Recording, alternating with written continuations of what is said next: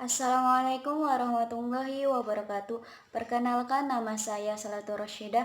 Saya dari Prodi S1 Keperawatan Sekolah Tinggi Ilmu Kesehatan Indonesia Maju. Saya akan menjelaskan tentang sikap terhadap kesehatan. Sikap merupakan kesiapan prediksi posisi untuk menyesuaikan diri dalam situasi terhadap sosial tertentu. Adalah perasaan yang memihak atau mendukung maupun tidak memihak atau tidak mendukung terhadap orang lain. Komponen sikap merupakan keteraturan tertentu dalam hal perasaan, afeksi, pemikiran, kognisi, dan tindakan konasi yang melalui seseorang terhadap lingkungan sekitar. Jadi komponen sikap: 1. Kognitif, keyakinan. 2. Afektif, emosi atau perasaan. 3. Konatif, tindakan. Saya tidak mendukung Ani, yaitu afektif. Ani tidak memperhatikan dan mendengarkan pendapatnya, yaitu kognitif. Saya tidak pernah memilih Ani menjadi ketua, yaitu konatif. Komponen kognitif: apa yang dipercaya oleh individu beliefs terhadap objek sikap, yaitu menyenangkan atau tidak menyenangkan, merugikan atau tidak merugikan, baik atau buruk. Komponen ini berisi tentang persepsi kepercayaan dimiliki oleh orang lain. Komponen afektif merujuk pada emosionalitas terhadap objek, menyenangkan atau tidak, disukai atau tidak, dicintai atau tidak, merupakan komponen paling dalam mengakar bertahan terhadap pengaruh-pengaruh yang mungkin akan mengubah sikap tersebut. Komponen konatif: kecenderungan positif atau negatif terhadap tindakan tertentu. Mendorong suatu tindakan negatif berarti menghindari, menghancurkan, atau merugikan objek. Ciri-ciri sikap: kecenderungan bertindak, berpikir, berpersepsi, dan merasa terhadap objek, ide, situasi, dan nilai tertentu. Menentukan setuju atau tidak, suka atau tidak, positif atau negatif, relatif, tetap. Mengatur aspek evaluatif, menyenangkan atau tidak. Timbul dari pengalaman, mempunyai segi-segi motivasi pengalaman, dapat dibentuk dan dipelajari. Bagaimana sikap terbentuk? Faktor-faktor genetik mempengaruhi terbentuknya sikap melalui pengalaman, melalui proses belajar, yaitu pendidikan, pelatihan, komunikasi, penyuluhan, dan lain-lain.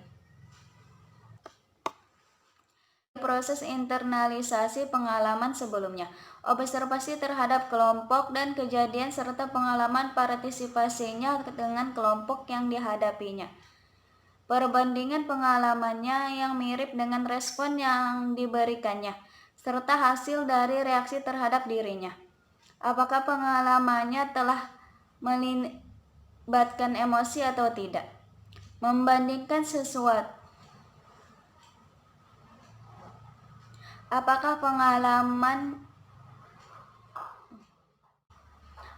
pengalamannya telah melibatkan emosi atau tidak?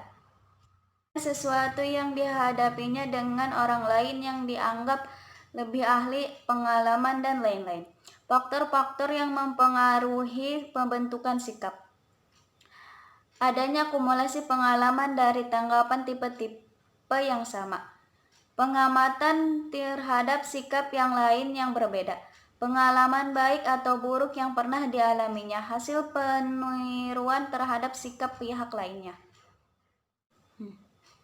Sikap terbentuk karena adanya proses interaksi sosial individu terhadap lingkungan fisik dan lingkungan psikologis sekitarnya.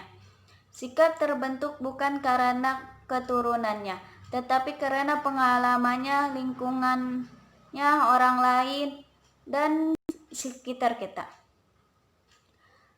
Perubahan sikap terjadi, ada yang mudah juga ada yang sukar. Sangat tergantung pada kesiapan seseorang untuk menerima atau menolak rangsangan yang datang kepadanya.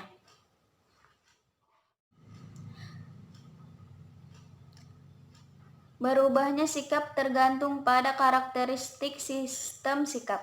Sikap ekstrim, konsistensi, keterikatan sikap satu dengan yang lain, dan lain-lain. Kepribadian individu, inteligensi, self-defensiveness, cognitive needs, apiasi kelompok, derajat dukungan kelompok terhadap individu. Selanjutnya fungsi sikap, yaitu instrumental mengekspresikan keadaan diri individu, nilai-nilai, konsep diri. Pengetahuan membantu memahami dunia. Pertahanan ego, melindungi diri dari kecemasan. Penyesuaian sosial, menjadi bagian dari komunitas. Sikap sosial, komitmen yaitu komitmen, ego involvement, perlibatan pribadi. Sikap individu dimiliki oleh seseorang individu saja, berkenaan dengan objek-objek yang bukan merupakan objek sosial. Hubungan sikap dengan perilaku. Sikap menyebabkan perilaku, dan perilaku menyebabkan sikap. Tergantung pada konsistensi ekstrim sikap, ekstrim perilaku. Variasi independen memprediksi sikap, belum tentu perilakunya diketahui. Konsistensi tergantung situasinya. Baiklah, mohon maaf bila ada kekurangan dan kesalahan. Mungkin cukup sekian dari saya. Wassalamualaikum warahmatullahi wabarakatuh.